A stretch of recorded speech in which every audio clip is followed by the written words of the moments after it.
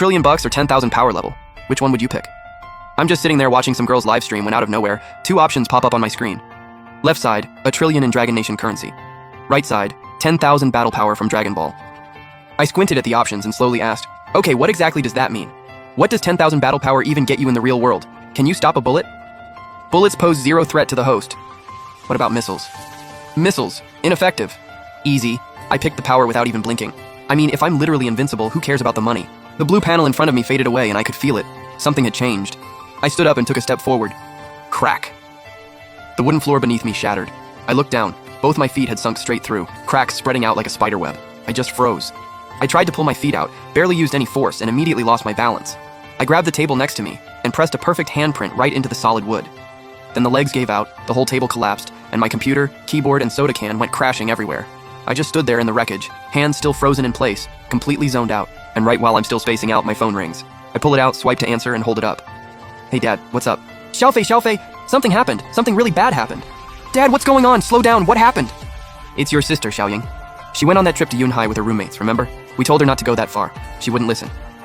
She just called, her voice come out, something was off, she was crying, shaking. There were men screaming at them in the background. They said Xiaoying is being held in Myanmar, they want 500,000, $500,000, ransom. They gave us 3 days. If we don't pay up, they said they'll sell her somewhere even further away, and we'll never find her again. Xiaofei, what are we supposed to do? $500,000, where are we gonna get $500,000? Dad, don't worry about the money, I'll handle it. You and Mom stay home, don't go anywhere. Keep your phones on. If they call again, stall them. Don't set them off. Just say you're working on the money and need more time. Xiaofei, what do you mean you'll handle it? Where are you gonna get $500,000? I've got a plan. Trust me, take care of Mom. I hung up, walked out of the room, and bought a ticket straight to Yunhai City. Since I still couldn't control my strength, taking public transport was the safer call. 3 hours on the train, every single minute felt like torture.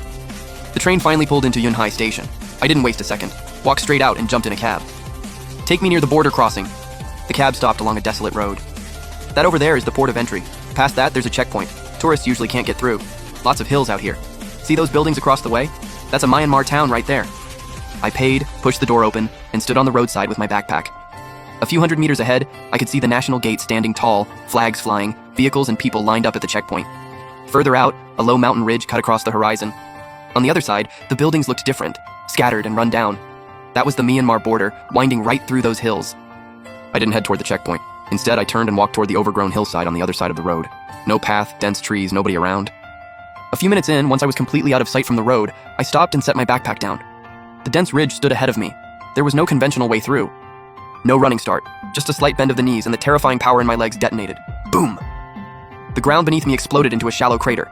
My whole body shot upward like a cannonball, rocketing up the hillside at insane speed. Trees, vines, rocks, everything blurred into streaks of green and gray rushing past. The wind screamed in my ears. This time I didn't panic. I focused and worked on controlling my body mid-air, choosing not to go straight up where I'd be too exposed. Instead, I bounced off the trees in rapid succession. Just a few jumps later, I was already near the ridge. The vegetation up here was even thicker, almost impassable. I didn't slow down for a second. Tough vines and thorny bushes, I just blew right through them, snapping and ripping with every step. My clothes got shredded even more. I could feel light scratches on my skin, but it was barely even a tickle. Finally, I burst onto the ridge. A faint trail, half buried under overgrown weeds, stretched out in front of me. Next to it, a weathered stone marker was half sunken in the dirt, engraved with faded numbers and the words, National Border. This was it.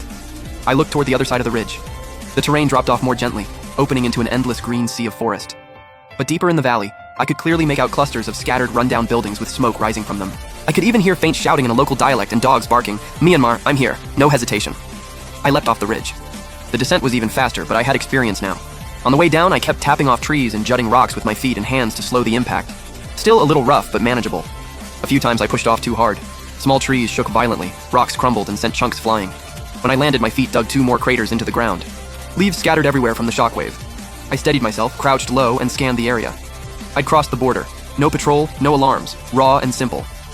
Moving through a relatively open banana grove, I spotted empty water bottles and food wrappers scattered on the ground, Burmese writing, some Chinese mixed in, signs of people.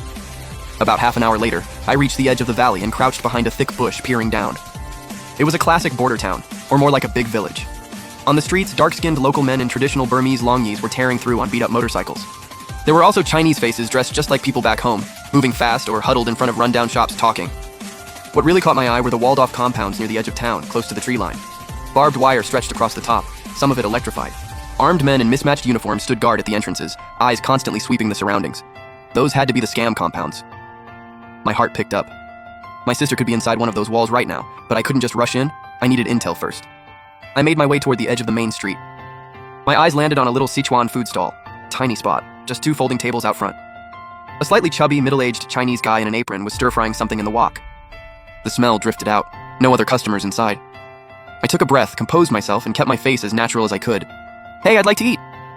The owner looked up and gave me a once-over. His eyes lingered on my mud-caked, torn-up clothes for a moment. A flicker of suspicion crossed his face. Then just as quickly, it was gone. "What'll it be? Got fried rice, noodles, and a take your pick."